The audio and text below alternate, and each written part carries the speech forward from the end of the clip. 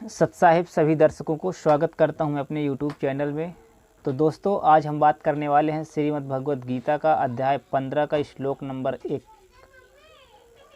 इसके बारे में इस श्लोक इतना महत्वपूर्ण श्लोक है, अगर कोई इस श्लोक को समझ गया तो गीता जी का सारा सारांश समझ गया।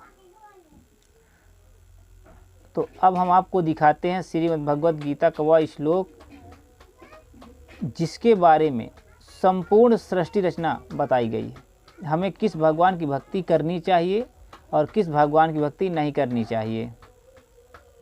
यदि अगर हमें मोक्ष चाहिए तो पूर्ण परमात्मा की भक्ति करना पड़ेगा। मोक्ष नहीं चाहिए, स्वर्गलोक या और भी जो देवी देवता हैं इनके लोकों तक जाना है, दोबारा फिर इस मृत्यु लोक में आना है धरती पर, तो आपकी मर्जी, आपको जो करना हो करते रहिए, चाहे भूत पूजो चाहे देवता पूजो। अगर मोक्ष चाहिए तो पूर्ण परमात्मा की भक्ति करनी पड़ेगी। तो अब हम आपको दिखाते हैं श्रीमद् भगवद गीता का अध्याय 15 का श्लोक नंबर 1। तो दोस्तों, श्रीमद् भगवद गीता अध्याय 15 का श्लोक नंबर 1 आप पढ़ सकते हैं। इसमें लिखा है अथ पंचदशो अध्याय, यानी 15वां अध्याय। श्रीमद् भगवद गीता का ये 15वां श्लोक है। ऊर्ध्वमूलम अधः शाखम अश्वत्थम प्राहु अव्ययम छंदास्यस्य पर्णानि यह तम वेद सह वेदवित्। ऊर्ध्वमूलम माने ऊपर को जड़ वाला, मूल माने जड़, ऊर्ध्व माने ऊपर, अधः माने नीचे, शाखम माने शाखा वाला। ऊपर को जड़ वाला और नीचे को शाखा वाला। अश्वत्थम माने पीपल का वृक्ष, प्राहु अव्ययम,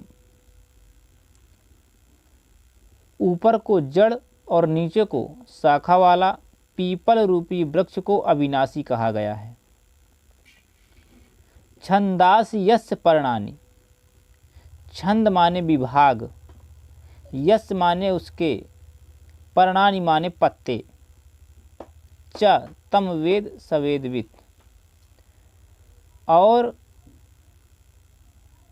पत्ते उसके विभाग, और उसके विभाग और पत्ते की जो संपूर्ण जानकारी जो रखता है, तम वेद सवेदवित्, वह तत्वदर्शी संत है, यानी वो वेद के तात्पर्य को जानने वाला है। तो श्रीमद् भगवद गीता के अनुवादकों ने जो किया है उसका अर्थ बताते हैं। उन्होंने लिखा है ऊर्ध्वमूलम, यानी आदि पुरुष परमेश्वर रूप मूल वाले और ब्रह्म रूप मुख्य शाखा वाले। इन्होंने यहाँ पे गड़बड़ी कर दी। जो हमारे गीता मनीषी थे, जिनको विद्वान कहते थे, उन्होंने यहाँ पे गलत कर दिया, ब्रह्मा रूप मुख्य शाखा वाले कर दिए। ये गलत है। अधा शाखम, अधा माने होता है नीचे, शाखम माने शाखा वाले, यानी नीचे को शाखा वाले। अब आपको हम दिखाते हैं नंबर ये दूसरा। देखिए, ये दूसरा श्लोक है। इसमें अधा, आधा माने होता है नीचे, आधा माने नीचे। इन लोगों ने यहाँ पे गड़बड़ी कर दिया, यहाँ पे गलत इन्होंने कर दिया। आधा माने होता है नीचे और शाखम माने शाखा वाले, यानी नीचे को शाखा वाला। ऊर्ध्व मूलम, ऊर्ध्व माने ऊपर को, मूल माने जड़ वाला, जड़। जो आदि पुरुष परमेश्वर रूप, यानी जड़ वाले, मूल वाले, और ब्रह्मा रूप मुख्य शाखा वाले। यहाँ पे इन्होंने गलत अनुवाद कर दिया श्रीमद् भगवद गीता का। इसका सीधा सा अर्थ है कि ऊर्ध्व मूलम अधा शाखम, ऊपर को जड़ और नीचे को शाखा वाला। अश्वत्थम यानी संसार रूपी पीपल के वृक्ष को अविनाशी कहते हैं। छंदासी माने वेद, इन्होंने यहाँ भी गलत कर दिया। श्रीमद् भगवद गीता में छंदासी माने होता है विभाग, जो उसके विभाग, यस्य माने जिसके, पर्णानि माने पत्ते कहे गए हैं।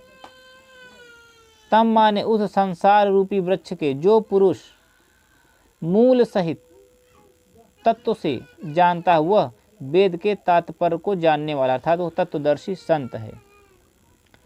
अब इस श्लोक का अब हम आपको दिखाते हैं श्रीमद् भगवत गीता का संत रामपाल जी महाराज जी ने कितने अच्छे से इसका जो है उदाहरण दिए हैं। अध्याय 15 श्लोक नंबर 1 का, जो आज तक किसी भी धर्म गुरु के समझ नहीं आया ये श्लोक।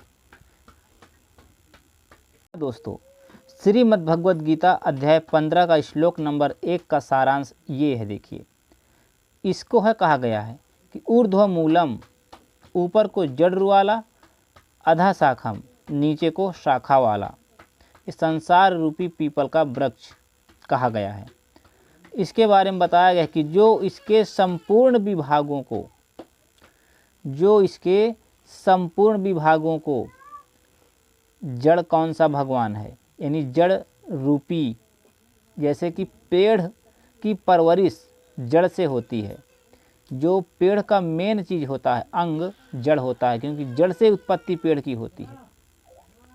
इसी तरह बताया गया कि संसार रूपी एक वृक्ष है जिसकी जड़ ऊपर को, यानी जहाँ से इसकी उत्पत्ति हुई है संसार की, वो कौन है, वो परमात्मा कौन है, उसके बारे में बताया गया है।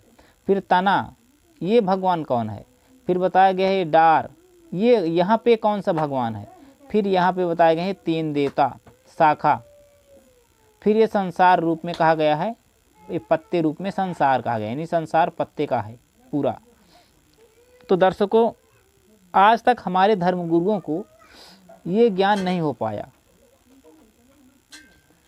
इस वृक्ष का आशय नहीं समझ पाए। अध्याय 15 श्लोक नंबर 1 का आशय उन्होंने नहीं समझ पाए, तभी तो ब्रह्मा विष्णु शिव की पूजा करते रह गए। ये डार हैं। पूर्ण परमात्मा कबीर साहिब जी जब इस धरातल पे आए थे 600 साल पहले, उन्होंने सृष्टि रचना में बताया था कि कबीर साहिब अपनी वाणी बताते हैं कि अक्षर पुरुष एक पेड़ है, ये जड़ से ऊपर का भाग, ये तना जिसे हम बोलते हैं, ये जो तना है इसको बोलते हैं अक्षर पुरुष, ये एक पेड़ है। निरंजन वाकी डार, जो ब्रह्मा विष्णु महेश के पूज्य पिताजी हैं, जिसे ब्रह्म कहा जाता है, इसे कहते हैं निरंजन वाकी डार। तीनों देवा शाखा हैं, ब्रह्मा विष्णु महेश तीनों देवा शाखा हैं, पात रूप संसार।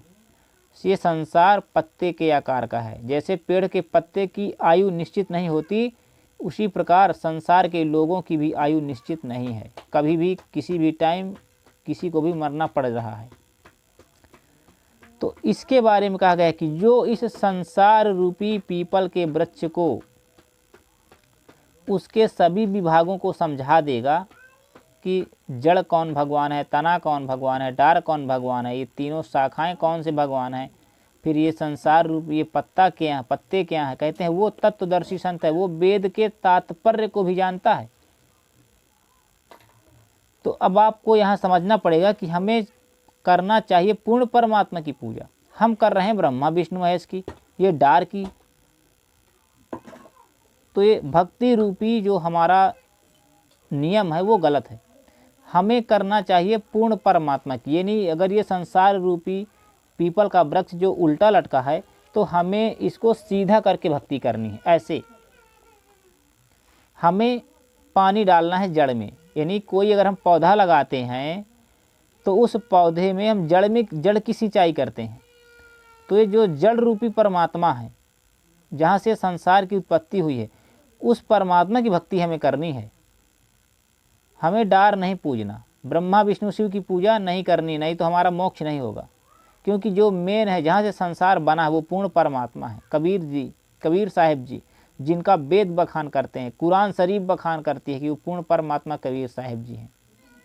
ये है श्रीमद् भगवत गीता अध्याय 15 का श्लोक नंबर 1 का आशय। और इसको इतना सरल ये कोई धर्मगुरु नहीं समझ पाया आज तक। केवल समझाए हैं इसको, तो केवल तत्वदर्शी संत रामपाल जी महाराज जी ने